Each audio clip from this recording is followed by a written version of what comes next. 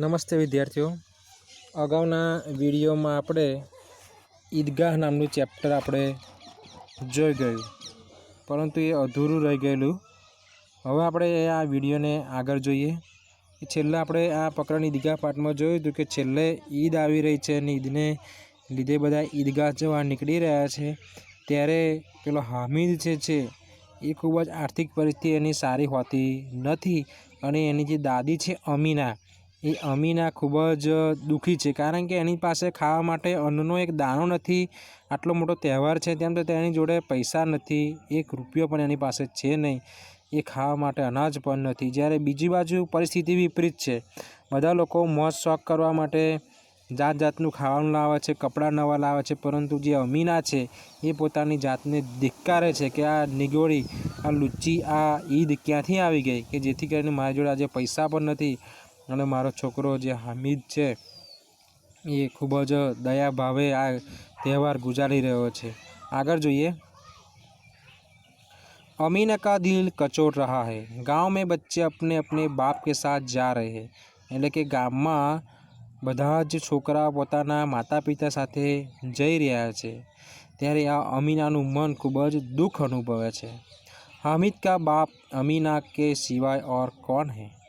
આપણે જાણીએ છીએ કે હામિદના માતા પિતા હતા નહીં, એટલે હામિદના માતા પિતા તરીકે એની દાદી જે છે અમીના જ એના માતા પિતા હતા. ઉસે कैसे अकेले जाने दे, એટલે કે એ બાળક હામિદને કેવી રીતના એકલો જવા દે ઈદગાહ. ઉસ ભીડ ભાડ મેં બચ્ચા કहीं ખો ગયા તો क्या होगा. એ ભીડવાળી જગ્યાએ ઈદગાહ જે જવાના છે, મેળો ભરાવાનો છે, ત્યાં આગળ કદાચ આ બાળક ખોવાઈ જાય તો શું થાય. નહીં, અમીના ઉસે યા ન જાણે દેંગે, એટલે કે અમીના તેને જવા દેશે નહીં. નન્હી સી જાન 3 કોસ ચલેગા कैसे. બરાબર, એ રસ્તો જે છે એ 3 કોસનો છે ને એ નાનો બાળક કેવી રીતના ચાલી શકીએ એટલું બધું. પેરો મેં છાલે પડ જાયંગે, એટલે કે એને પગમાં છાલા પડી જશે. જૂતે બી તો નહીં, એટલે કે એની પાસે પહેરવા માટે ચંપલ પણ એની પાસે છે નહીં. કુલ 2 આને પૈસે બચ રહે હૈ, 3 पैसे हामिद की जेब में, 5 अमीना के बटुए में.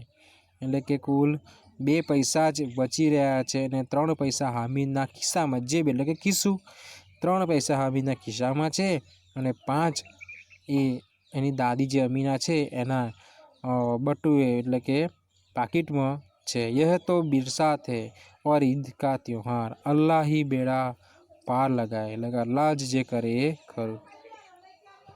हामिद भीतर जाकर दादी से कहता है तुम डरना नहीं अम्मा, मैं सबसे पहले आऊँगा. એટલે કે પેલો હામિદ ઈદગાહ જતા છેલ્લે એકવાર એની દાદીને કહે છે કે અમ્મા તું સહેજ પણ ગભરાઈશ નહીં, તું સહેજ પણ ડરીશ નહીં, બધાની પહેલાં જ હું અહીંયા ઘર પાછો આવી જઈશ. गांव से मेला चला और बच्चों के साथ हामिद भी जा रहा था. એટલે ગામમાંથી હવે મેળો ઈદગાહ જવા માટે નીકળી રહ્યો છે, ત્યારે હામિદ પણ સાથે સાથે ચાલી રહ્યો છે. कभी दौड़कर आगे निकल जाता, फिर किसी पेड़ के नीचे खड़े होकर साथ वालों का इंतजार करता.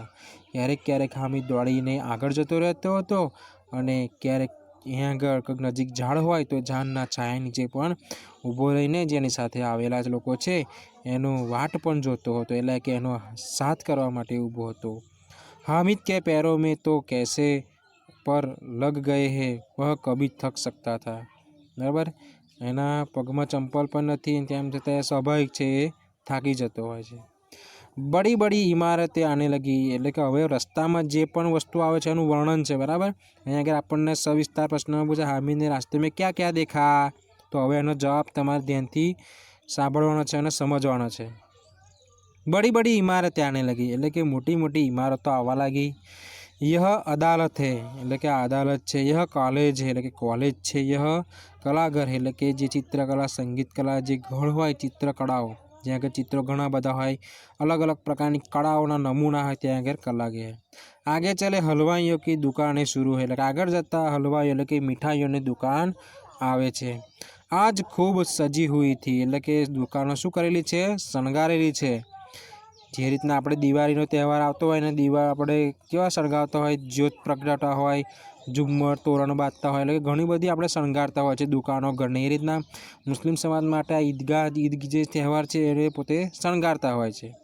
इतनी मिठाइयाँ कौन खाता है, देखो ना एक एक दुकान पर मनो होगी। बराबर, आटली बधी मीठाईनी दुकान है, त्यां आगळ घणी बधी भीड़ जोवा मळे छे। सहसा ईदगाह नजर आई, इमली के धणे वृक्षों की छाया है। बस ત્યાં આગળ ઈદગાહ એટલે કે જ્યાં નમાઝ પડવાનું સ્થળ નજર આવે છે અને ત્યાં આગળ આંબલીના વૃક્ષો છે। કયા વૃક્ષો છે?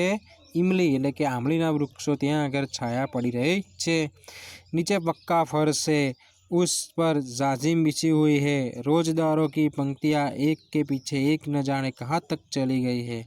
रोजदारो એટલે કે જે નમાઝ પડવા માટે જે વ્યક્તિઓ આવે જાય છે તેની શું પડી છે? પંક્તિયા એટલે કે લાइन ત્યાં આગળ પડી रही છે नमाज पढ़वा माटे। यहाँ कोई धन और पद नहीं देखता, એટલે ત્યાં આગળ કોઈ પૈસો કે પદ જોવામાં આવતું નથી। બધાને સરખી રીતે લાઇનમાં ઊભું રહેવું પડે છે। इन ग्रामीणों ने भी वजू किया और पिछली पंक्ति में खड़े हो गए। वजू किया, बराबर, जे मुस्लिम समाज में जे नमाज पढ़ता पहला जे हाथ पग धोवानी क्रिया है एने शुं कहेवाय? वजू। એટલે કે ઘણા બધા માણસો વજુ કરીને ત્યાં આગળ લાઇનમાં નમાઝ પढ़वा માટે ઊભા છે। कितना सुंदर संचालन, કેટલું બધું સંચાલન સારું છે, એટલી સુંદર વ્યવસ્થા, એની વ્યવસ્થા કરનાર લોકો પણ સરસ છે। હજારોं सिर एक साथ सिजदे में झुक जाते हैं। 1000 માણસો એક સાથે ત્યાં આગળ નમાઝ અદા કરી શકે એટલી વ્યવસ્થા ત્યાં આગળ કરવામાં આવી છે। फिर सब एक साथ खड़े हो जाते हैं, पछी बधा एक साथ ऊभा थई जशे। मानो भातृत्व का एक सूत्र समस्त आत्माओं को एक कड़ी में पिराए हुए है।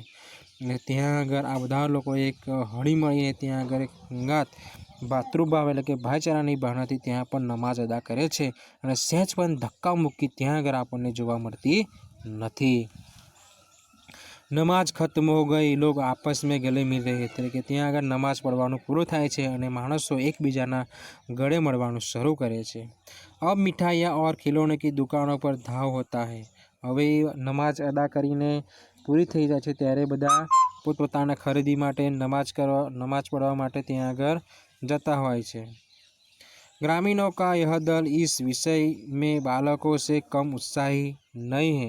એટલે કે બાળકો જ્યાં નમાજ અદા કરવા આવ્યા છે ત્યાં આગળ પણ શું જોવા મળે છે? ત્યાં આગળ એમને ઘણા બધા ભીડ જોવા મળે છે અને બાળકો ખૂબ જ ઉત્સાહથી ભાગ લઈ રહ્યા છે। यह देखो हिंडोला है, यह पैसा देकर चढ़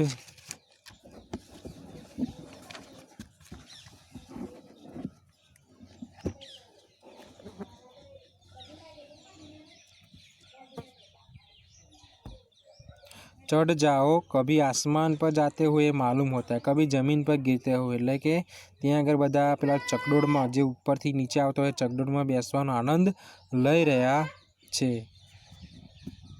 यह चरखी है, लकड़ी के हाथी घोड़े और ऊंट छड़ों से लटके हुए है। એટલે કે ત્યાં આગળ ચકડોળ પણ છે, ચકડોળ હાથીનો ચક છે, ઘોડારૂપી ચકડોળ છે, તેની પર બેસવાનું હોય છે। આપણે મેળામાં જતા હોય છે ત્યારે આ પ્રકારના ઘોડા પર બેસવાનું હોય છે, હાથી પર બેસવાનું, એવા આપણે ચક્કર બેસીને લગાવી શકીએ છીએ। एक पैसा देकर बैठ जाओ और 25 चक्करों का मजा लो। बराबर, एक पैसो आपवानो और 25 चक्कर तमने मारे। महमूद, मोहसिन, नूरे और अमीन घोड़ों पर बैठते हैं। बराबर, आ महमूद, मोहसिन, नूरे कौन है? बधा पेला हामिदना भाईबंधो छे। कौन है? महमूद, मोहसिन, नूर अने सम्मी, आ बधाना मित्रों छे। बधा क्या पर बेसे छे? तो घोड़ा पर बेसे छे। हामिद दूर खड़ा है, 3 पैसे तो उसके पास है। बराबर, हामिद बेसवा आवतो नथी कारण के एनी जोडे मात्र ने मात्र 3 ज पैसा छे, એટલે એ માટે છેટ્ટો दूर ઊભો छे। अपने कोष का 1/3 जरा सा चक्कर खाने के लिए नहीं दे सकता। सब चरखिया से उतरते हैं, खिलौने लेंगे। बराबर, चकडोळमांथी बधा उतरे छे अने बधा रमकड़ा ले छे। इधर दुकानों की कतार लगी हुई है, એટલે एक बाजू दुकानों लाइनों लागेली है, जात जातनी दुकानों है। तरह तरह के खिलौने એટલે કે जात जातना रमकड़ा है। सिपाही और गुजरिया, राजा और वकील, बिस्ती और धोबीन। वाह, लगता है अब बोलना ही चाहते हैं। એટલે કે जात जातने अगर रमकड़ामां सिपाहीनो रमकड़ा है, राजा है, वकील है, बिस्ती है, धोबी, आ बधा अलग अलग प्रकारना व्यवसायना अने कारीगरोना अहीं आगळ रमकड़ा मळे छे। अब बोलना ही चाहते हैं, महमूद सिपाही लेता है। बराबर, यहाँ प्रश्न पूछा कि महमूद मेले में से क्या लेता है?